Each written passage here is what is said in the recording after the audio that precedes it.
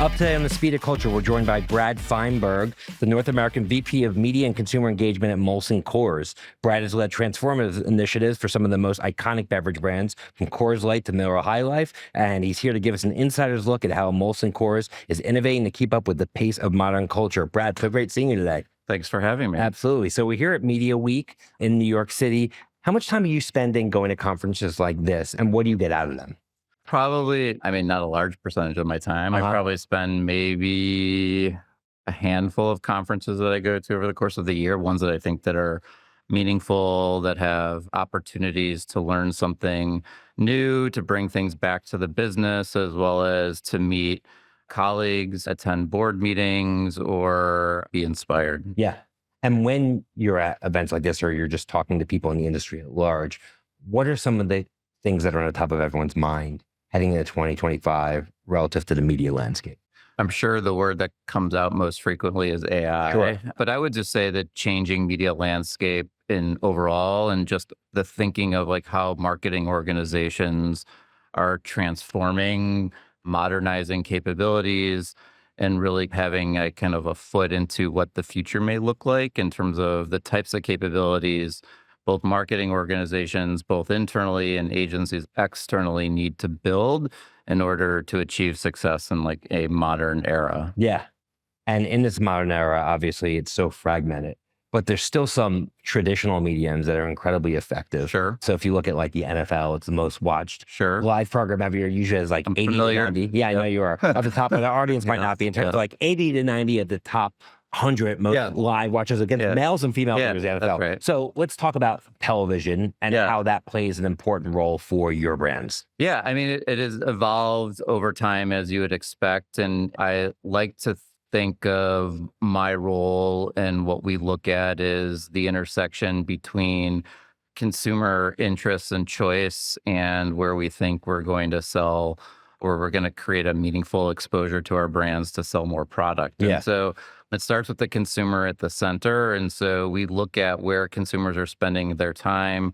We look at reaching the next generation of legal drinking age consumers as well, and where they're spending their time. And it shouldn't be a shock to most that they're not spending as much time in front of a linear TV, cable TV channel as they often were. And so we're reflecting that through the way we kind of go to market and the way we buy media. And yes, linear TV plays a role, those big culture moments, whether it's live sports or big events that happen on TV, are definitely kind of mainstays for our category and where we're the most relevant. Other parts of linear TV are less relevant to the way they were. The time shifted. Correct. The time shifted and or just not appropriate for that 21 to 25-year-old as it once was. You're just not getting them consuming as much of that kind of traditional media as they once previous generations have. And so our media investments has shifted to meet the needs of the consumer. Yeah, and when you talk about a 21 to 25-year-old, that is Gen Z now. Correct. And, so people think of young people as millennials. Millennials are older now. That's right. And the thing that distinguishes Gen Z is they were the first generation to go up with the iPhone in the household and the smartphone at large, which means that they have a predisposition to staring at their phone for almost anything. Yeah. And when consumers are on their phone, they're normally looking at content not from traditional broadcast mediums, but from other people. Yeah. Which is where the creator economy comes in. So how has that played a role in your overall strategy? It plays a role, though it's an evolving approach and strategy for our business and how we think about it. And I would say definitely we have partnerships with celebrities, especially in the area of music and sports, where I would describe them more as like tastemaker, more influencers than like creators that are just creating tons of content. And we have found very effective ways to reach audiences through those partnerships that manifest their way onto those social media platforms and tap into their audiences when available. So things such as partnerships we've had with like Lainey Wilson on Coors Light is a good example, where we sponsor her tour, or Patrick Mahomes, probably the most recognizable, well-known NFL star today. Yes. We've done some stuff with him, as well as other talent and celebrities across the gamut that show up on social media and create this opportunity for consumers, when they are scrolling, those 21 to 25-year-olds, as you mentioned, it creates a bit of a stopping power and an opportunity to kind of try to understand what's going on and bring our brands to life in a different way. So when you decide to move ahead with some of the celebrities you mentioned, like Yeah. Patrick Mahomes, how much data is driving that decision in terms of how their audience and I guess their aesthetic and the things that they're interested in and how it overlaps with your customer? Like, how does that decision come? Yeah, I would say it plays a role that I would say it takes a back seat to authenticity. And Sure. so I think, in my opinion, and I think when we look at it overall holistically as a company too, we're really looking for authentic partnerships. We find and work with talents that have like an inherent interest in the brand, or maybe have a previous kind of like experience with the brand or love of the brand. You can't fake that, right? Yeah. And so you see that come to life through the talent that I have partnerships with, and people like Pat Mahomes and others love the brands. And so because of that, it just comes through so well in the type of work that we do with them. Yeah. And besides, obviously, sports, music is another huge touch Yeah, point. that's right. I know Miller High Life recently had a collaboration with Teddy Swims, Correct. who I'm a big fan of. And obviously, it's an interesting approach. Music has become so much more fragmented over the years, Sure. platforms like Spotify, but there are still people that can corral a large enough audience That's right. that makes sense. So I guess talk to us a little bit about that partnership. Yeah, I mean, that goes to my earlier point. So interestingly on that, backstory on that is like Teddy Swims reached out to us Wow. for partnerships Because he's a fan of the because brand. he loves the Miller High Life brand, has always loved the brand since he's been of age. It's something that I think he was quoted as saying that his father loved as well. So like he's got some kind of inherent heritage and like interest in it. So because of that, it was kind of an easy way to kind of like work with a partner with a well-known celebrity and talent. And again, he wants to go out and promote the brand because of his love of the brand. So Right. like it's a win-win for him because he gets the benefits of partnership. It's a win-win for us because then we get that borrowed equity and that linkage to that. And one of the overlapping interests too for us, and it goes back to like tapping into like a brand's purpose. Miller High Life, really, it's an interesting brand that it taps into. Depending on where you live regionally in the country, it means different things to different people. Sure. So it can mean this kind of more urban dive bar-y type of feel to it in some markets, but also it's got a really strong rural and suburban appeal as well. It kind of fits a lot of different interests and needs. And it's just a really great legacy heritage type brand. And I think we're fortunate to have someone like Teddy Swims kind of to partner with to kind of bring it to life in the areas that are overlap with us. Yeah. Another interesting partnership that you put together is with Touch Tunes, Yeah, which is kind of like a modern age jukebox it is. in Yep. bars. And I thought that was interesting and kind of popped out. Tell us about that one too. Yeah, I mean, again, on premise is a huge part of our business. Yes, we're Where gonna get we, to that. we sell a lot of our products in and around bars and restaurants. So to your point, it's a modern day jukebox is the best way to describe it. What's unique about it, though, it has the opportunity to do advertising opportunities within the platform. So we can buy ads in and around as individuals are selecting the music they want to play, kind of those tunes that are available in those individual bars, as well as the fact that we can give away opportunities through promotions and other ways where we can give people credits to also like play music in bars. And it becomes kind of beer is a communal type of beverage, right? Sure. And it is done usually to celebrate occasions or spend times with friends and get together with colleagues, et cetera.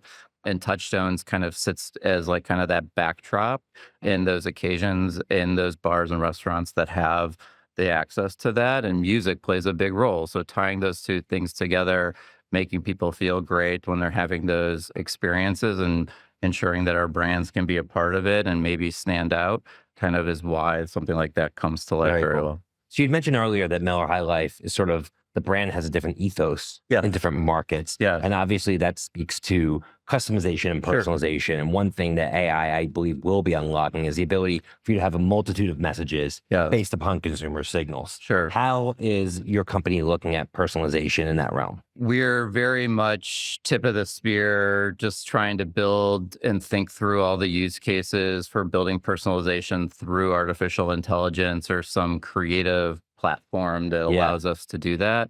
We do personalization though today and absent of AI, where we think it makes sense. And beer is very local, and a lot of our partnerships, especially in the areas of sports and music, are very local extensions of a brand. And so, for example, if you're Miller Lite and you're in the Dallas Fort Worth area, like Miller Lite is the official beer of the Dallas Cowboys. So we do a lot of localized messaging and advertising, whether it's digital or what you see on shelf at retail through like some type of point of sale with Dallas Cowboys imagery, or out of home advertising and around in the fall around during football season. And so that's one way to create personalization, is kind of connecting the dots for the fan, like our association with that, and kind of borrowing or drafting off the equity of the fan base.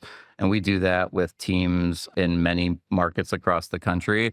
We do the same in the music world too. We have partnerships with big festivals like Jazz Fest or Austin City Limits. And we've done customized packaging where we'll do primary packaging with some of the kind of markers of those individual events as well. And those things become kind of resonate with consumers that are attending the events, or maybe weren't able to attend the event but want to be somehow kind of affiliated with it.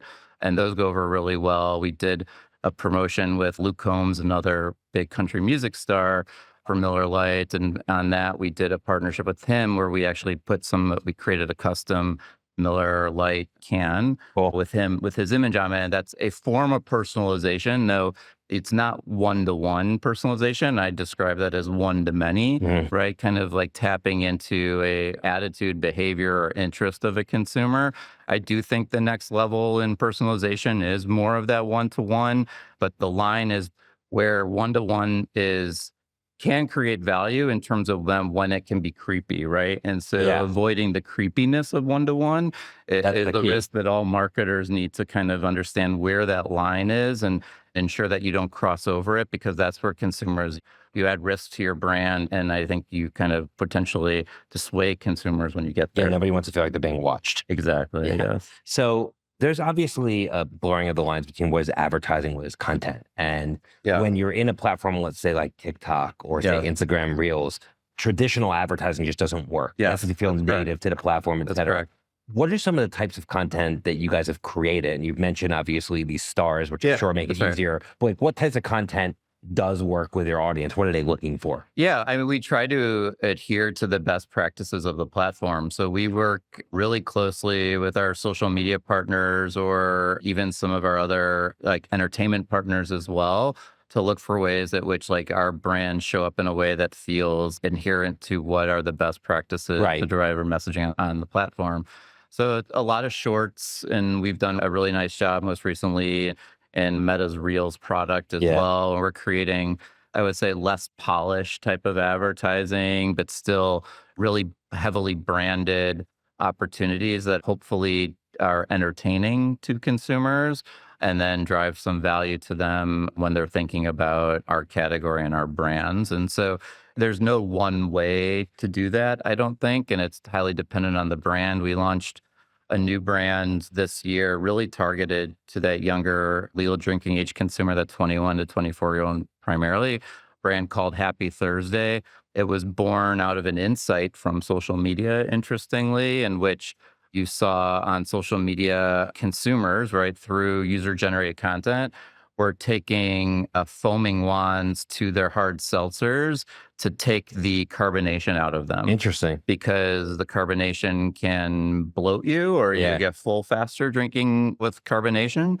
And people are looking for a beverage like that, but without the carbonation, also known as like a refresher, kind of like what Starbucks created. Yeah. And so we took that insight from social media and we created a brand called Happy Thursday, which was designed as a non-carbonated, flavor-forward refresher.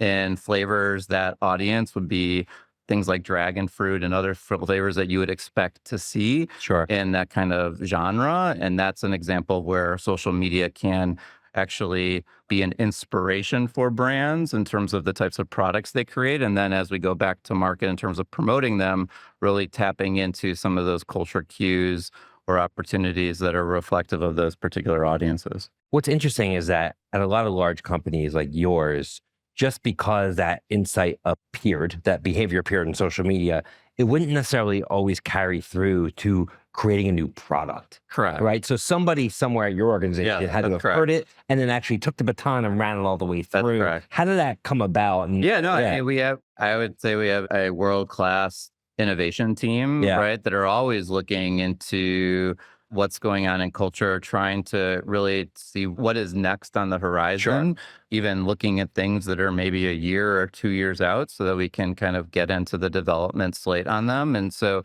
they're looking at all forms of inspiration, social media, and how consumers behave on these platforms and the types of things that they're posting or what flavors or products that they may be interested in, maybe in adjacent categories, are become inspiration for research and development and product development in the future. Very cool. So you mentioned earlier on-premise versus on-premise. And Yeah, for those the audience that don't know, on-premise essentially means like a bar. And correct. off-premise means like a beer or a liquor store, or, Correct. a convenience store where they sell Yeah, beer. grocery store. Yeah, exactly. How has that shift evolved over time? Obviously, during COVID, there was really not Correct. much on-premise That's at correct. all in terms of the consumption habits of the consumer.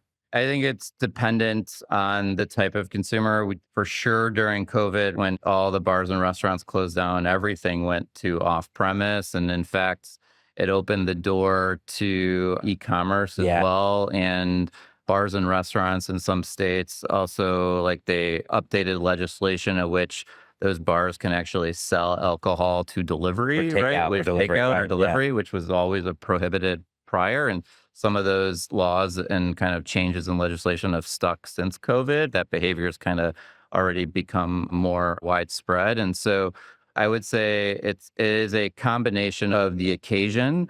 I think bars and restaurants will always play a meaningful role in our category, especially as a source of discovery for consumers on new brands. Blue Moon is one of our brands. Blue Moon was born 25 years ago. It started as a brand that, the long story short of it was, it was a brand that was only offered at Coors Field. It became very popular. It was invented actually in Coors as part of a Coors Field beer called the Belly Slide. And then we started bringing it to the on premise in and around Denver and Colorado. It was garnished with an orange. It was at the time very unusual to garnish a beer with an orange wedge. And that became the bar call, and people started to notice the brand. And so on premise, born and discovered in the on premise, and then now obviously it's materialized into the off premise channel That's as a cool well. story. But a lot of brands, like in our category, it's very easy for someone you see, like the craft beer category in particular. You see what on tap, you kind of want to try something new, very low risk to get 1 pint of beer and try something that you may not have heard of, like in an on-premise account. And if you love it, you'll kind of will go seek it out in off-premise channel, like a grocery or liquor store. And that's still true to this day. But I would say there's definitely more volume because we sell a lot more pack sizes, et cetera, on off-premise channels like grocery or big shopper club-like stores. But that being said, on-premise is still a very important segment of how we sell. Yeah. Another important shift we've seen in recent years is just more interest in healthy alternatives or non-alcoholic alternatives that's correct. in your space. What are some of your plans and innovations in that area? There's even cannabis and THC infused beer as well. I don't know if Coors plays in that space, but a lot of We do large- not. You don't. Yeah, but a lot of large companies are looking at it right now as well as it becomes more legalized across the Yeah, no, country. it's definitely something. Again, our innovation team, I think, is always looking for ways to meet consumers' needs. Mhm. And so non-alc is something that is becoming more and more mainstream and available and more prominent. I would argue it's different in consumers' tastes. Like, not everyone wants to go out and drink beer with alcohol in it. And so we launched like a Blue Moon 00 this year for the first time. It just tastes as great as a Blue Moon, but without the alcohol. We have Peroni 00 as well, competing in that space. And Coors Edge is another one, all non-alc beer brands that I think continue to grow in terms of, you look at the category, still grow a lot of share in the category when people are looking for alternatives when they go out with their friends. They don't want to drink, but they want to be part of the occasion. They'll look at that. And then on the other side, there's the non-alcoholic spirit side where you see more and more alcohol-free options that try to mimic the kind of experience of drinking a cocktail. Yeah. And that's definitely a space by which we have a lot of interest in as Yeah. well. I mean, I'm sure you're familiar with Liquid Death. I mean, what Yeah. they've done is amazing Well, in yeah. terms of its water, That's water. but it Yeah. looks like a Yeah. beer. And that's great marketing. Yeah. You got to give them credit for that. Yeah. I mean, packaging matters a lot, especially when you talk about craft beers. Why would Yeah, somebody sure. try it? Is they're like, oh, that looks interesting. The packaging Yeah. or their name. Yeah, pops the out to name. them, Yeah, correct. which is really interesting. So let's shift gears here, Brad, to you as we wrap up here. You've been working at Molson Coors for 15 years. You That's started right. as a senior media manager. Yep. Probably feels like lifetimes It ago. does. And you've stayed there and kind of worked your way up the chain. Yep. How have you evolved as a professional to basically be able to keep pace and continue to elevate your role and stature at a company like Molson Coors? Yeah, I would say I have a huge appetite for curiosity, right? And I like to expose myself to a lot of different types of things that are going on in the industry in my category or other categories to inspire things that we can do. And so I've been fortunate in my tenure at Molson Coors where I've been able to look at the outside, see what others are doing, or see where marketing is going Sure. and bring that back to the company and be able to go to our leadership and say, hey, I'm noticing a sizable shift in big companies such as ours are building in-house creative agencies. And I built a whole business case about building an in-house creative agency and had the leadership say, go do it, go build us an in-house creative agency. Or I said, data is going to be really the way at which we kind of function as an organization in the future. And we need to kind of hone in on what our data strategy is. And really, if big CPG companies are a bit late to the game in general, in terms of like having first party data, we're not a subscription based Sure. service. We Yeah, don't you start have from like, third-party we're not a retailers, right. D2C brand. We're not like, we don't have those kind of like baked in solutions. And so I said, we need to really kind of invent what first party data or what data strategy means for a company such as ours. And we have thousands of touch points with consumers. How are we not kind of like looking for ways and huge fans of our brands? I mean, Yeah. people put tattoos of our logos on their bodies, right? So they love our You have a brand. tattoo on your body? No, I do not. Okay. But people do. I've seen them. We are live, so I could ask the proof right now, but we're not going to. Yes.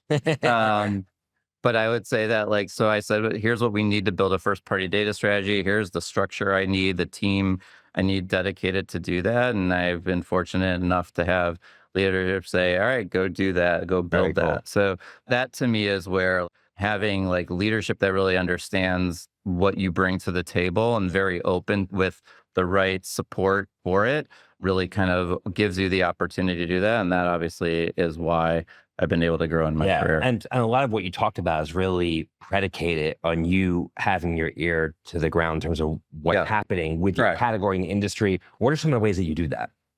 I know a lot of people in the industry. I'm very connected to, I like to meet people. I've gone to a lot of industry dinners where I don't know anyone else around the table, but I'll sit there and kind of introduce myself and meet people and kind of hear what they are doing. One of the benefits of being in the kind of a media role too is that you're connected with all these different media companies and And they're inviting you to everything. they know Yeah. me, I know them. So they introduce me to people and I get to meet people. I participate in industry trade groups like the ANA and the MMA.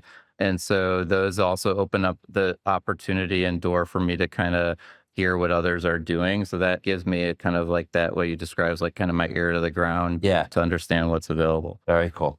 So to wrap up here, is there a saying or mantra you like to live by, Brad? Throughout your career? It's a good question. I wouldn't say a mantra, but there's like a quote that I've heard, and I honestly don't know who it was attributed to, but I keep like a list of quotes in my notes on my phone. That's cool. And one of them was, marketing is not a science, it's an art that sells, which I really love that idea of. Even though I'm very much on the science side of marketing, one of the things that always attracted me to this industry from the start was the art part of it. And so you can't science everything into marketing. There really is the art piece of it. And I truly believe that. And it's how you bring those things together that becomes the magic of what we do. Yeah, I mean, we are emotional beings. We're not always rational, and we're buying things that are more expensive than others because we feel some type of emotional connection. And emotion is driven through art. It's not always driven through science. Yes, that's right. Yeah, so couldn't agree more. Well, I want to thank you for taking the time here during a busy media week in New York to join us. It was a great conversation. I can't wait for our listeners to hear it. Thank you. Absolutely. On behalf of Suzy and Adweek team, thanks again to Brad Feinberg, the North American VP of Media and Consumer Engagement at Molson Coors, for joining us today. Be sure to subscribe, rate, and review the Speed of Culture podcast on your favorite podcast platform. Till next time, see you soon, everyone. Take care. The Speed of Culture is brought to you by Suzy as part of the Adweek Podcast Network and A-Guest Creator Network. You can listen and subscribe to all Adweek's podcasts by visiting adweek.com/podcasts. To find out more about Suzy, head to Suzy.com. And make sure to search for The Speed of Culture in Apple Podcasts, Spotify, or anywhere else podcasts are found. Click follow so you don't miss out on any future episodes. On behalf of the team here at Suzy, thanks for listening.